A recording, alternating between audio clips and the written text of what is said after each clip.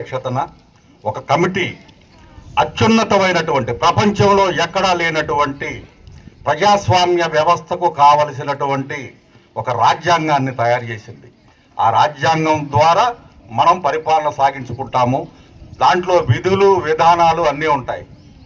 అది ఆవిష్కరణ జరిగినటువంటి తేదీ జనవరి 26. అందువలనే మనం గణతంత్ర దినోత్సవాన్ని జరుపుకుంటాము. ఇంకొక విషయం, 1947 ఆగస్టు 15 ప్రధానమంత్రి ఎర్రకోట జవహర్లాల్ నెహ్రూ ఎర్రకోట మీద జెండాని, బ్రిటిష్ జెండాని కిందకు దించి మన త్రివర్ణ పతాకాన్ని పైకి ఎగరవేశారు. తర్వాత ప్రధానమంత్రి ఏమో ఆగస్టు 15కి జెండా వందనం చేస్తారు. రాష్ట్రపతి వచ్చేసి గణతంత్ర దినోత్సవం రోజున జెండా వందనం చేస్తారు.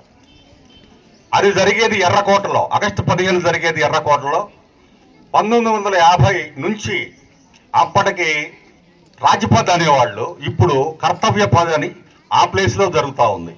ఈ రెండింటికి వ్యత్యాసం మనం గమనించాలి. చాలామందికి తెలిసి ఉండొచ్చు, తెలియకపోవచ్చు. బట్ ఎవరిని అడిగితే మీరు తెలుసుకోవాల్సిన విషయాలు ఇవి. జెండా గురించి, జెండా వందనం గురించి. మన దేశం అత్యుత్తమంగా గౌరవించే పండుగలు ఏమన్నా ఉన్నాయంటే మనం గౌరవించుకున్నట్టే, మన జెండాని గౌరవిస్తే. తర్వాత త్రివర్ణ పతాకంలో 3 రంగులు ఉన్నాయి. 1 కాషాయం, 2 తెలుపు, 3 ఆకుపచ్చ.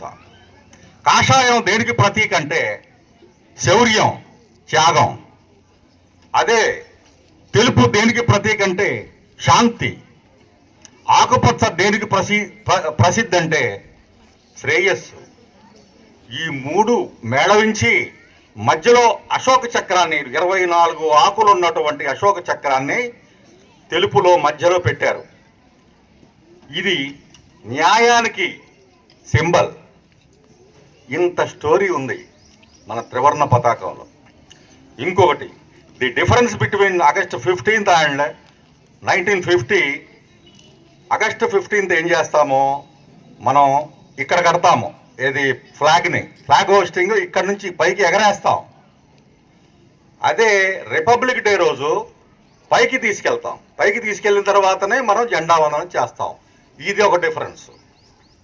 సో ఇవి ముఖ్యంగా నేటి తరం నేర్చుకోవాల్సిన విషయాలు. మరి ఎందరో త్యాగదనులు తమ మాన ప్రాణాలకు ఒడ్డి మరి కొన్ని వందల సంవత్సరాలు పోరాడితే కానీ, ఎంతోమంది అమరవీరులైతే కానీ మనకు ఈ స్వేచ్ఛ లభించలేదు.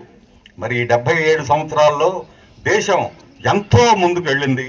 ఇంకా మీలాంటి యువతీ యువకులు బాగా చదువుకొని అభివృద్ధి చెంది ఈ దేశాన్ని పరిపుష్టం చేస్తారని, సుసంపన్నం చేస్తారని, మీలో ఎంతోమంది కలాములు పుట్టే అవకాశాలు ఉన్నాయి.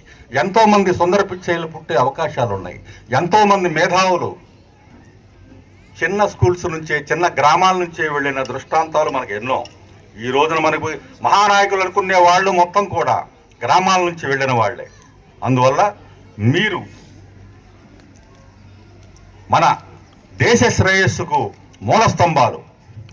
తప్పనిసరిగా బాగా చదివి మీ స్కూలుకు, మీ ఉపాధ్యాయులకు, మీ గ్రామానికి, అదేవిధంగా మీ రాష్ట్రానికి, మీ దేశానికి వన్నె తెస్తారని ఆశిస్తూ నాకు ఈ అవకాశం కల్పించినందుకు పాఠశాల యాజమాన్యానికి నమస్సమాంజులు తెలియజేస్తూ సెలవు తీసుకుంటున్నాను. జై హింద్, జై హింద్, జై హింద్.